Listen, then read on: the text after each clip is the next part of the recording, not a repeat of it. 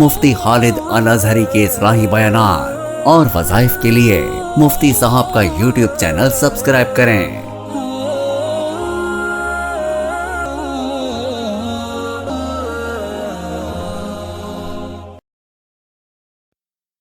نحمده ونصلي ونسلم على رسوله الكريم اما بعد فاعوذ باللہ من الشیطان الرجیم بسم اللہ الرحمن الرحیم۔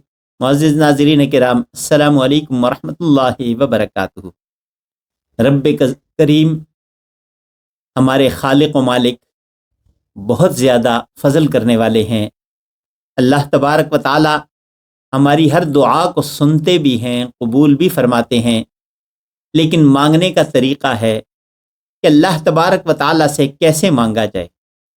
اللہ تبارک و تعالیٰ سے انسان جب بے تکلف ہو کے مانگتا ہے تو اللہ کی رحمت متوجہ ہوتی ہے۔ جب تکلفات کے ساتھ مانگتا ہے کہ میں کیسے مانگوں یا میں کیوں مانگوں، تو پھر اس وقت دعاؤں کی قبولیت اس طرح نہیں ہو پاتی جیسے کہ انسان چاہتا ہے۔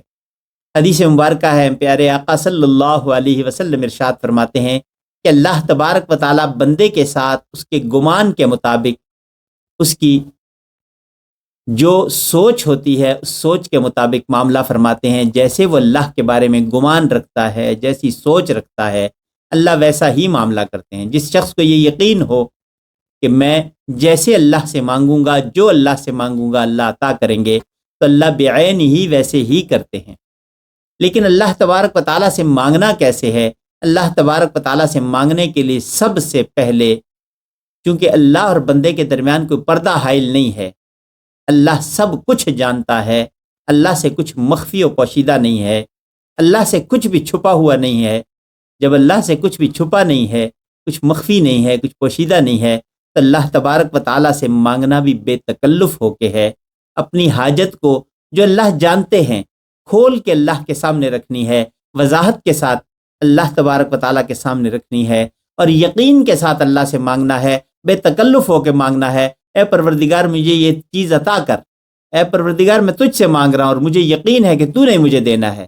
میرے پاس کوئی اور ذریعہ نہیں ہے، میرے پاس اور کوئی رستہ نہیں ہے، میرے پاس کوئی اور نہیں ہے جس سے میں مانگوں۔ میں تیرا بندہ ہوں، تیرے تو اے رب بے شمار بندے اور ہیں، لیکن اے پروردگار میرا تو ایک ہی رب ہے، میرا تو ایک ہی رب ہے، میرا تیرے سوا کوئی نہیں۔ تیرے تو میرے سوا بے شمار بندے ہیں، سب مخلوق کا تو رب ہے، لیکن اے پروردگار میرا تو اکیلا رب، میرا تیرے سوا کوئی نہیں۔ اور پھر یقین کامل بھی یہ ہو کہ اللہ تبارک و تعالیٰ نے ہی دینا ہے۔ جب یقین بھی اللہ کی ذات پہ ہوگا اور یقین کے ساتھ اللہ تبارک و تعالیٰ سے مانگے گا، بے تکلف ہو کے مانگے گا، بے تکلف ہو، اس بے تکلفی میں جس طرح مانگے، جو کچھ مانگے اللہ تبارک و تعالیٰ عطا کرتے ہیں۔ اس لیے کہ اللہ کے ساتھ جب بندہ بے تکلف ہو کے اپنی ساری باتیں اللہ کے سامنے رکھتا ہے تو اللہ خوش ہوتے ہیں، باوجود کہ اللہ جانتے ہیں۔ لیکن جب یہ بندہ خود اپنے منہ سے اپنی حاجت بیان کرتا ہے تو اللہ تبارک و تعالیٰ کو بندے پہ اس وقت پیار آتا ہے کہ دیکھو میرا بندہ مجھ سے مانگ رہا ہے، میری طرف رجوع کر رہا ہے، میرے در کو چھوڑ نہیں رہا، اسے نظر آ رہا ہے کہ صرف اللہ ہی نے دینا ہے۔ ایک بزرگ کا واقعہ آتا ہے کہ وہ اللہ سے دعا کرتے تھے، پروردگار مجھے بے شمار عطا فرما، بے حساب دولت عطا فرما۔ تو صاحب کشف بزرگ تھے، انہیں کشف ہوا اللہ تبارک و تعالیٰ کی طرف سے کہ بھی تم اتنا کیوں مانگتے ہو، کیا کرو گے؟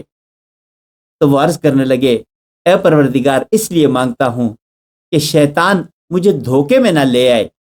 جو وقت میں دنیا کمانے میں لگاؤں گا، دنیا کے پیچھے دوڑ کے مانگتا رہوں گا، دنیا کے پیچھے دوڑ کے کمانے کی کوشش کروں گا، اس وقت میں تیرا ذکر کر لوں۔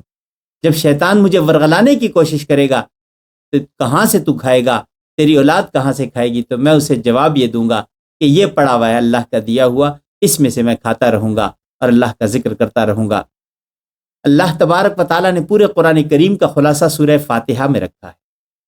سورہ فاتحہ پورے قرآن کا خلاصہ ہے، اور سورہ فاتحہ کا خلاصہ ہے ایاک نعبد و ایاک نستعین۔ ایاک نعبد و ایاک نستعین، یہ سورہ فاتحہ کا خلاصہ ہے۔ کیا کہ پروردگار ہم نے عبادت بھی تیری ہی کرنی ہے اور مانگنا بھی تجھ ہی سے ہے۔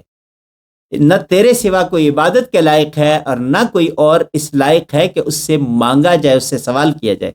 جب اللہ کے علاوہ کوئی عبادت کے لائق نہیں تو عبادت کسی اور کی ہو نہیں سکتی، اور جب اللہ کے سوا دینے والا کوئی نہیں تو پھر مانگنے کا حق بھی یہی ہے کہ ہم اللہ ہی سے مانگیں، اللہ ہی سے مانگے۔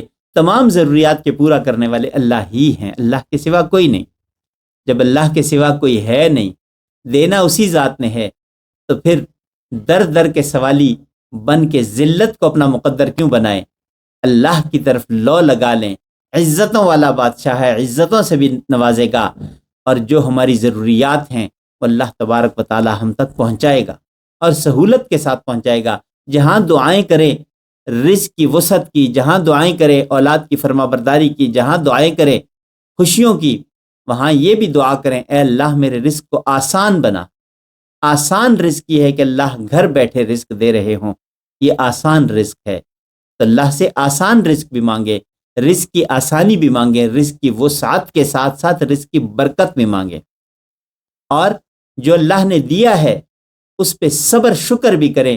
اس لیے صبر کریں گے، شکر کریں گے تو ان دونوں کے لیے اعلان ہے۔ صبر والے کے لیے یہ اعلان ہے ان اللہ مع الصابرین، کہ جو صبر کرتا ہے اللہ اس کے ساتھ ہے، اور شکر کرنے والے کے لیے اعلان ہے لئن شکرتم لازیدنکم، شکر کرو نعمتیں بڑھتی چلی جائیں گی، میں تمہارے لیے اپنی نعمتوں کو بڑھاتا چلا جاؤں گا۔ اس لیے اللہ تبارک و تعالیٰ سے مانگتے رہیں، جو اللہ نے دیا ہے اس پہ شکر کرتے رہیں۔ لا حاصل کی کوشش میں حاصل کا کی ناشکری نہ ہو جائے، جو چیز موجود ہے اس کی ناشکری نہ کر لیں۔ تو اللہ سے بے تکلفانہ مانگنا ہے۔ جانتے تو اللہ سب کچھ ہیں، اللہ سے پھر مانگنے میں شرمانا کیسا؟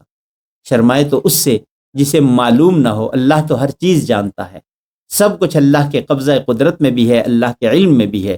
اللہ کا علم وسیع ہے، ہمارے دل میں خیال ابھی بعد میں پیدا ہوتا ہے، اللہ کے علم میں وہ خیال پہلے سے آ جاتا ہے کہ اس بندے کے دل میں یہ خیال آنے والا ہے یا آ گیا ہے۔ تو جب اللہ جانتے ہیں، اللہ سے کچھ پوشیدہ نہیں، تو پھر اللہ سے تکلف کیسا؟ بے تکلفانہ ہو کے اللہ سے مانگتے رہیں، اس ذات بے نیاز سے مانگیں، تو اللہ تبارک و تعالیٰ سے جب اس ذات بے نیاز سے ہم مانگتے رہیں گے تو اللہ تبارک و تعالیٰ ہمیں مخلوق کی محتاجی سے بچا دیں گے۔ اس لیے اللہ تبارک و تعالیٰ کے سوا نہ کوئی دینے والا ہے، نہ اللہ کے سوا کوئی اس لائق ہے کہ اس سے سوال کیا جائے۔ زندگی باقی، ملاقات باقی، وآخر دعوانا ان الحمدللہ رب العالمین۔ مفتی خالد صاحب سے مزید رہنمائی، وظائف اور اسلامی مسائل کے حل کے لیے ہمارے چینل کو سبسکرائب کریں، بیل آئیکن دبائیں اور دین کی روشنی اپنے دلوں میں جگائیں۔